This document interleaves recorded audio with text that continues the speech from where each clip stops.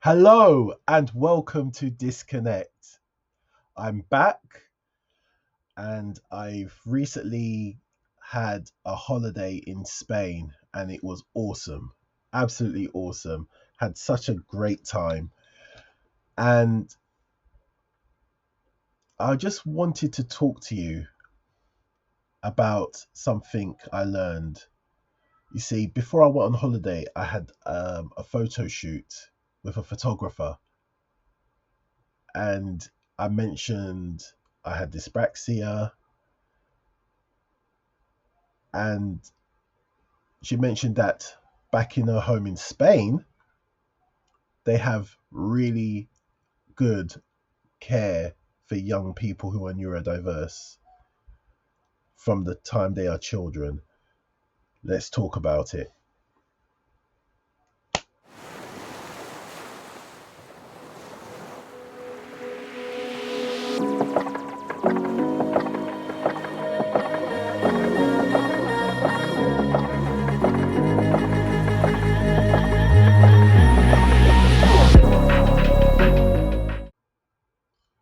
So, my photographer mentioned that in Spain, they have really good facilities for young people, especially in the schools, and they provide activities where children are taught to have a routine, and there is a set routine everybody has. They make sure every child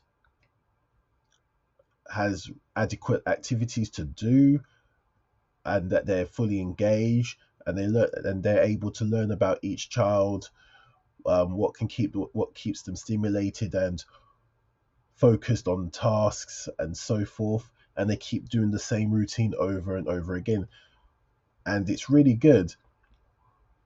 And another thing, I've been doing a bit of research, and it turns out that in Spain, they are required by law to provide inclusive education, especially to those who have disabilities or who are neurodivergent.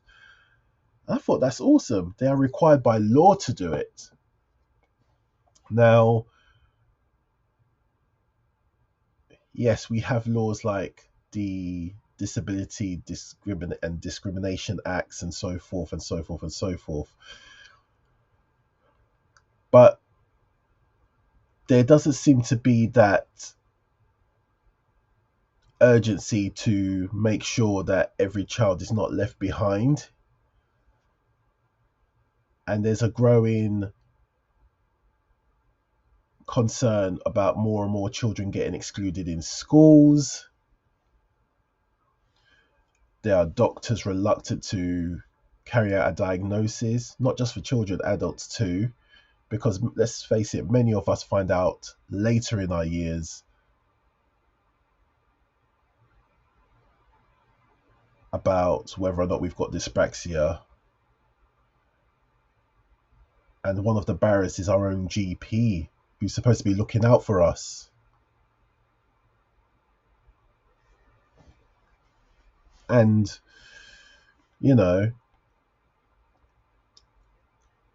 Spain seems to have a much better formula. No one's hidden, no one's hiding. Um, every child that I saw in Spain is just getting on with things. They don't seem to be depressed or frustrated. And even the parents,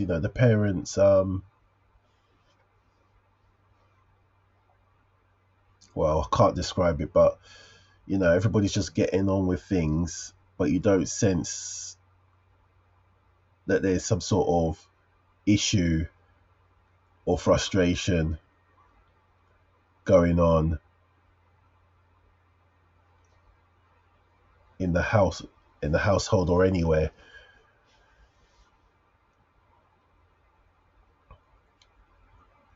And I think we need a stronger support system here in the UK.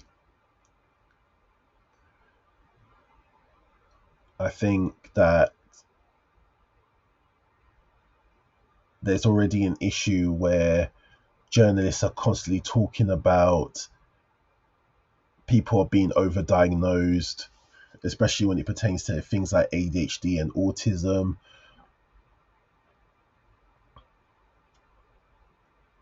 And the diagnoses are given out too easily. Is that the case?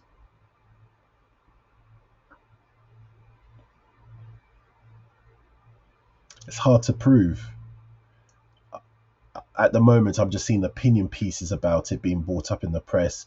The Mail has brought it up. I believe it was The Independent that brought it up recently as well. And I believe the Metro's talked about it. But the fact that it's an opinion piece saying, why do so many people get diagnosed with this? Why do so many people get diagnosed with that?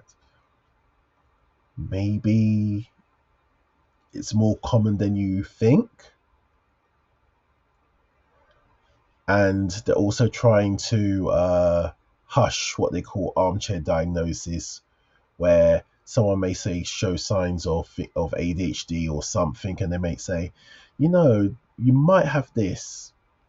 Why don't you go to your doctor about it?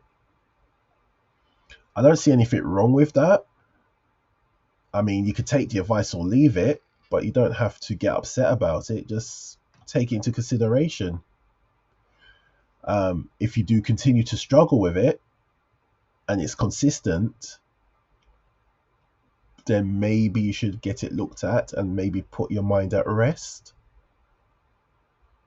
Because there's this idea of scaremongering going on when it comes to being diagnosed with dyspraxia or anything.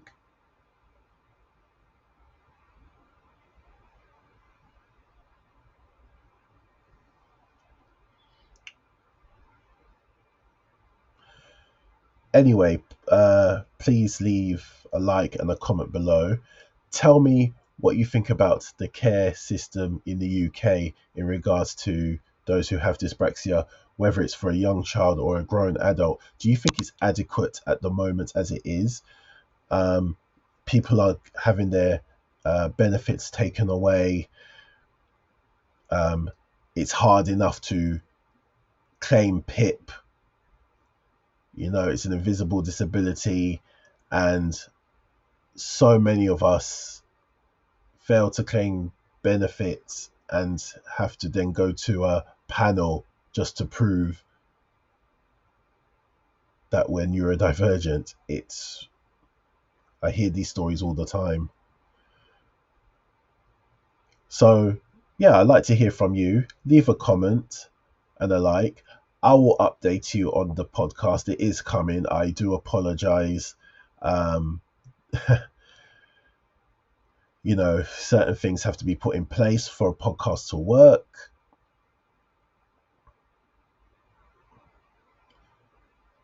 I'm looking for a studio, amongst other things. And yeah, I just really want to have a really decent podcast. Something that's different from everybody else's. But I'll keep you updated on that.